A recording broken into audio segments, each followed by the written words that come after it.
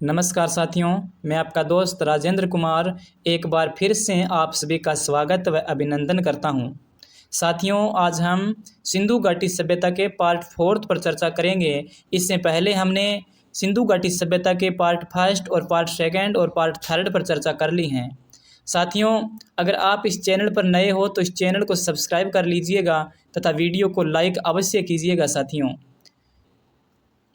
अगर आप रीट, पटवार, ग्राम सेवक, वनपाल, वन रक्षक आदि की तैयारियां कर रहे हैं तो आपके लिए ये जो मैंने अति महत्वपूर्ण प्रश्नों की श्रृंखला चलाई है यह बहुत ही फायदेमंद रहेगी। साथियों, तो देखते रहिए आपके अपने YouTube channel GK by Rajendra को। तो चलिए साथियों, आज हम हमारी श्रृंखला की पहले प्रश्न से शुरुआत करते हैं। तो चलिए,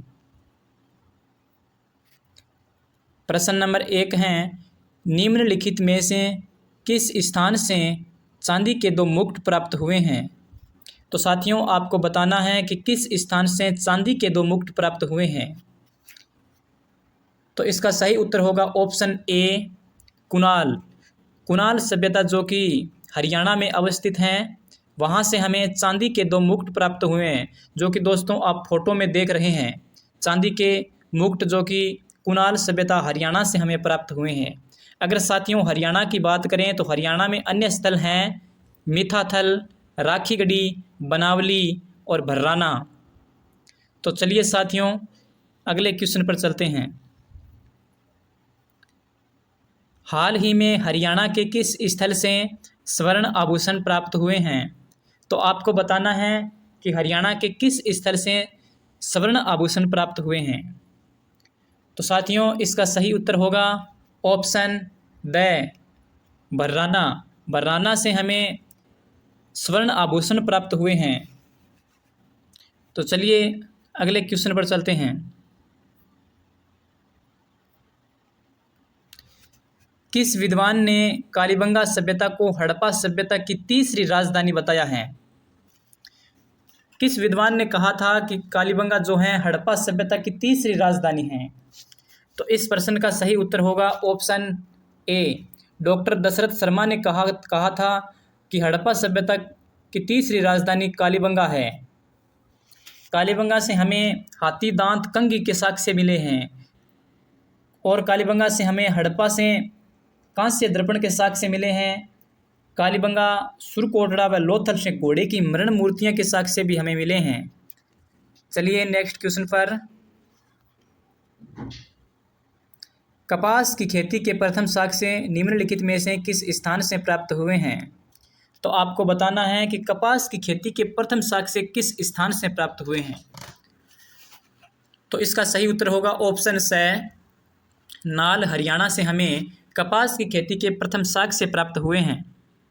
कपास उगाने का सर्वप्रथम श्रेय यूनानियों को दिया जाता है। यूनानियों ने कपास को सिंडन नाम से पुकारा था। कपास की खेती के प्रथम साक्ष्य हमें नाल, हरियाणा से मिले हैं। अगले क्वेश्चन पर चलते हैं। KUR कनेडिया के अनुसार सिंधु सभ्यता के पतन का कारण माना जाता है। साथियों, आपको बताना है कि KUR कनेडिया जो विद्वान थे उनके अनुसार सिंधु सभ्यता का पतन का कारण क्या था? KUR कनेडिया ने सिंधु सभ्यता के पतन का कारण महामारी को बताया है कि सिंधु सभ्यता में उस समय कोई ऐसी महामारी फैली थी जिसकी वजह से सिंधु सभ्यता का पतन हो गया था। यह कथन KUR कनेडिया का है और KUR कनेडिया ने खोज के दौरान मलेरिया के साक्ष्य भी जुटाए हैं। साथियों, चलिए अगले क्वेश्चन पर चलते हैं। निम्नलिखित में से कौन सा स्थल गग्गर नदी के अपवाह क्षेत्र में स्थित नहीं है? साथियों, आपको बताना है कि गग्गर नदी के अपवाह क्षेत्र में कौन सा स्थल नहीं है, जिसमें 4 ऑप्शन दिए गए हैं। इनमें से 3 तो जो ऐसे स्थल होंगे जो गग्गर नदी के किनारे अवस्थित होंगे, इनमें से एक ऐसा स्थल होगा जो गग्गर नदी के किनारे अवस्थित नहीं होगा।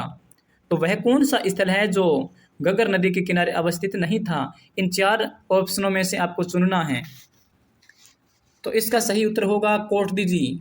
कोटदीजी जो स्थल है यह घग्गर नदी के अपवाह क्षेत्र में स्थित नहीं है। और राखीगढ़ी है, कालीबंगा है, बनावली है, यह सभी घग्गर नदी के अपवाह क्षेत्र में ही आते हैं साथियों। तो चलिए साथियों नेक्स्ट क्वेश्चन पर चलते हैं। लोथल किस नदी के किनारे अवस्थित हैं? तो आपको बताना है लोथल किस नदी के किनारे अवस्थित हैं। लोथल ऑप्शन द भोगवा नदी के किनारे लोथल अवस्थित है। जो आपको फोटो में दिखाई दे रहा है यह लोथल शहर है यह, और ये पास से गुजर रही है, ये भोगवा नदी है। यह गुजरात के अहमदाबाद जिले के सरगवाला ग्राम के समीप भोगवा नदी के तट पर स्थित हैं। चलिए नेक्स्ट क्वेश्चन पर। सिंधु सभ्यता का सबसे पश्चिम में स्थित नगर कौन सा है? आपको बताना है कि सिंधु घाटी सभ्यता का सबसे पश्चिम में स्थित नगर कौन सा है। तो पश्चिम में स्थित हैं सूतकांगेडोर, ऑप्शन नंबर ब। सूतकांगेडोर जो है स्थल, यह सिंधु घाटी सभ्यता के सबसे पश्चिम में स्थित स्थल हैं। दहमाबाद महाराष्ट्र में अहमदनगर में है, जो कि सिंधु घाटी सभ्यता का दक्षिणतम स्थल है। और मांडा उत्तर में है और पूर्व में आलमगीरपुर हैं। चलिए नेक्स्ट क्वेश्चन पर चलते हैं। यह जो सूतकांगेडोर है यह दास्क नदी के किनारे है साथियों। सिंधु सभ्यता का समाज किस प्रकृति का था? आपको बताना है कि सिंधु सभ्यता का जो समाज है किस प्रकृति का था। तो इसका सही उत्तर होगा ऑप्शन नंबर ए, मातृस्थात्मक। सिंधु सभ्यता का समाज मातृस्थात्मक था। मातृ देवी की पूजा तथा मोहरों पर अंकित चित्र से यह पता चलता है कि हड़प्पा सभ्यता संभवतः मातृस्थात्मक सभ्यता थी। आज का लास्ट प्रश्न है,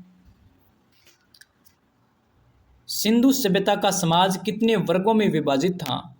तो साथियों आपको बताना है कि सिंधु सभ्यता का जो समाज है ये कितने वर्गों में विभाजित था। तो सिंधु सभ्यता का समाज साथियों 4 वर्गों में विभाजित था, जिनके अलग अलग नाम थे।